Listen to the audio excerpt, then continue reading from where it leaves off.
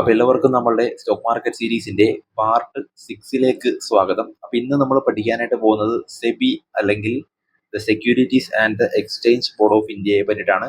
അപ്പോൾ ഫസ്റ്റ് തന്നെ ഞാൻ ചെറിയൊരു സ്റ്റോറി പറയാം. നമ്മൾ നമ്മുടെ ഒരു സ്കൂൾ ഒന്ന് കൺസിഡർ ചെയ്യുക. ഓക്കെ, അപ്പോൾ നമ്മുടെ ഒരു സ്കൂള് കൺസിഡർ ചെയ്യുക. സ്കൂളാണ് നമ്മുടെ സ്റ്റോക്ക് മാർക്കറ്റ് അല്ലെങ്കിൽ വിപണി എന്നത്.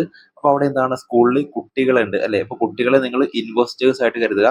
അവിടെ എന്താണ്, അധ്യാപകരുണ്ട് അല്ലെങ്കിൽ ടീച്ചേഴ്സ് ഉണ്ട്. ടീച്ചേഴ്സ് ആണ് ബ്രോക്കർമാർ. ഓക്കെ, പിന്നെ എന്താണ്, പ്രിൻസിപ്പൽ ഉണ്ടാവും അല്ലെ. പ്രിൻസിപ്പൽ ആണ് നമ്മുടെ സ്റ്റോക്ക് എക്സ്ചേഞ്ച്, അതായത് NSE അല്ലെങ്കിൽ BSE. അപ്പോൾ ആരെങ്കിലും പരീക്ഷയിൽ എന്താണ് തട്ടിപ്പുകളോ എന്തെങ്കിലുമൊക്കെ കാണിക്കുവാണെന്നുണ്ടെങ്കിൽ മുഴുവൻ സ്കൂളിന്റെയും അല്ലെങ്കിൽ ടോട്ടല് നമ്മുടെ ഈ ഒരു മാർക്കറ്റിന്റെ പേര് മോശമാവും അല്ലെ. ടോട്ടൽ സ്കൂളിന്റെ മോശമാവും അല്ലെ. അപ്പൊ ഏതെങ്കിലും കുട്ടികൾ അല്ലെങ്കിൽ ആര് തട്ടിപ്പ് കാണിച്ചു കഴിഞ്ഞാലും എന്താണ്, ടോട്ടലി നമ്മുടെ സ്കൂളിന്റെ പേര് നാശമാവും. അപ്പൊ അതുകൊണ്ട് തന്നെ എന്താണ്, സ്കൂളിന് ഒരു പരീക്ഷ സൂപ്പർവൈസർ ഉണ്ടാവും അല്ലെ. ഒരു പരീക്ഷ സൂപ്പർവൈസർ അല്ലെങ്കിൽ ഒരു എക്സാം സൂപ്പർവൈസർ ഉണ്ടാകും. അപ്പോൾ അതാണ് ഇവിടെ സെബിയുടെ റോൾ വരുന്നത് അല്ലെ. അപ്പോൾ സെബി ആണ്, securities and the exchange board of India ആണ് ഇവിടെ സൂപ്പർവൈസറുടെ റോൾ വരുന്നത്. എന്താണ്, അദ്ദേഹം എന്താണ്, കുറച്ച് നിയമങ്ങൾ ഉണ്ടാക്കും അല്ലെ, കുറച്ച് റൂൾസ് ഉണ്ടാക്കും. എല്ലാവരും എന്താണ്, ആ നിയമങ്ങൾ പാലിക്കുന്നുണ്ടോ എന്ന് നോക്കും അല്ലെ, നിരീക്ഷിക്കും അല്ലെ.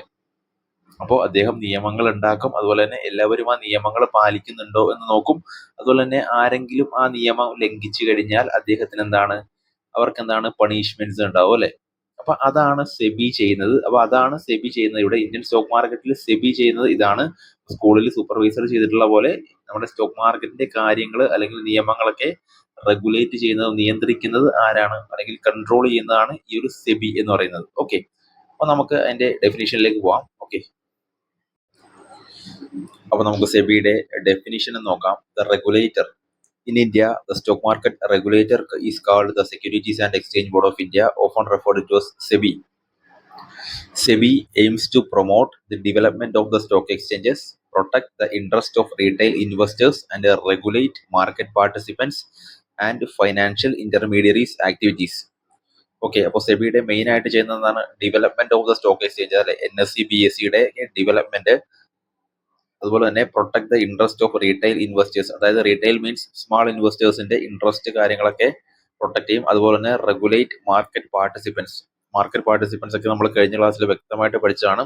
അപ്പോൾ ആ ഒരു മാർക്കറ്റ് പാർട്ടിസിപ്പൻസിനെയൊക്കെ നിയന്ത്രിക്കുന്നത്. അതുപോലെ തന്നെ financial intermediaries, example the stock ബ്രോക്കറിന്റെ കാര്യങ്ങളൊക്കെ നിയന്ത്രിക്കുന്നതും ഈ സെബി തന്നെയാണ്. അതുപോലെ തന്നെ in general SEBI ensures the stock exchanges conduct its business fairly, അതായത് സ്റ്റോക്ക് എക്സ്ചേഞ്ചസ് NSE BSE അവരുടെ കാര്യങ്ങളൊക്കെ നല്ല രീതിയിൽ തന്നെയാണ് നടത്തുന്നത് നോക്കും. അതുപോലെ തന്നെ സ്റ്റോക്ക് ബ്രോക്കേഴ്സിന്റെ കാര്യങ്ങൾ, participants don't get involve in unfair practices അല്ലെ. അപ്പൊ കുറച്ച് ഈ സത്യം കമ്പ്യൂട്ടേഴ്സിന്റെ സ്കാം ഒക്കെ നമുക്ക് അറിയാവുന്നതാണ്. അപ്പൊ അത് നിങ്ങളൊന്ന് വായിച്ചു നോക്കുക. അതിന്റെ ഞാനൊരു ബ്ലോഗ് ഞാനിവിടെ കൊടുക്കാം. അതുപോലെ തന്നെ small investors interest are protected, large investors with mega cash pile should not manipulate the markets അല്ലെ. മാർക്കറ്റിൽ നല്ല രീതിയിൽ മാനിപ്പുലേഷൻസ് ഒക്കെ നടക്കുന്നുണ്ട്.